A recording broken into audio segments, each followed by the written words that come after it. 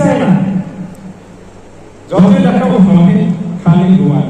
তো ঠিক আছে, তুমি ঘুম থেকে ওঠো, যখনই ওঠো 8টা বাজে 9টা বাজে, সারাদিন তো শুয়ে থাকি না, একবার ঘুমলে উঠে ঘুমার খেয়ে একবার ভগবানকে ডাকো, তোমার দরকার, তোমার কর্তব্য। আবার দুপুরবেলা একবার, সন্ধ্যাবেলা একবার।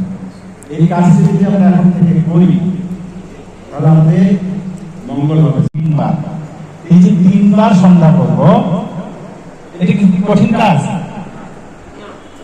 এর জন্য আমরা এখানে তো তোমরা সহযোগিতা পাচ্ছই, যারা বাড়িতে আছে বাবা মা তাদের বলবে ভোরবেলা আজানের ধ্বনি হচ্ছে না, আজানের ধ্বনি হচ্ছে, সবাই শুনতে পাচ্ছি, তারপরে আমরা অবশ্যই মতো শুয়ে থাকি, অবশ্যই মতো শুয়ে থাকি।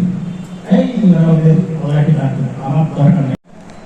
যে যত টাকা লোক দেখা, যত বড় কোটি কোটি টাকার লোক দেখা, কিন্তু তুমি যখন সত্যকে আঁকড়ে ধরবে, তোমাকে কেউ টলাতে পারবে না। কেউ বলে তোমাকে 5 লাখ টাকা দেবো, অন্যকে বাড়িতে আগুন লাগে না, কিন্তু তুমি যখন বুঝতে শিখবে তোমার তো অন্যায় পাপ, আমি কেন করবো, তোমার দরকার নেই 5 লাখ টাকা। তাহলে মনটাকে বেড়া দিতে হবে সত্যের বেড়া। এটি যদি দিতে পারি তাহলে কিন্তু আমরা জীবনে প্রতিষ্ঠিত হতে পারবো এবং মনুষ্য জীবনের উদ্দেশ্য ঈশ্বর লাভ। মনুষ্য জীবনের উদ্দেশ্য কি? ঈশ্বর লাভ, মানে ভগবানকে লাভ করা। সেটি সফল হবে, সেটি আমাদের সফল হবে যদি এখন থেকে আমরা সৎ পথে চলি, সত্য পথে চলি এবং ভগবানকে পেতে থাকি।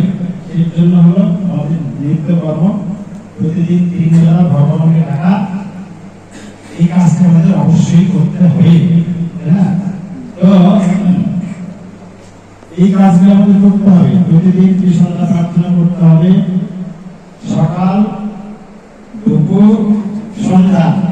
আমাদের এই যে স্যার আছেন, আমাদের ধর্মরা 5 বার, আমি 3 বার রাখতে পারবো না।